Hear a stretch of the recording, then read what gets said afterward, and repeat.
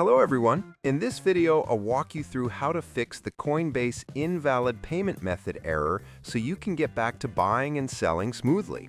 This error usually happens when your card or bank account doesn't match your Coinbase profile details or when the payment provider blocks the transaction.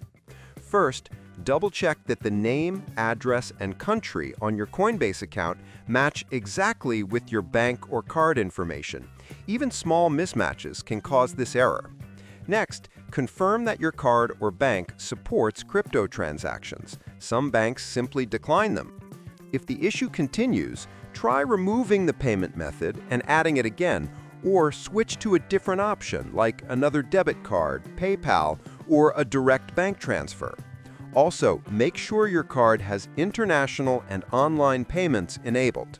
And lastly, clear your app cache or try signing in on a desktop browser. Sometimes it's just a technical glitch. With these steps, you should be able to resolve the error and continue using Coinbase without problems. Subscribe the channel for more videos.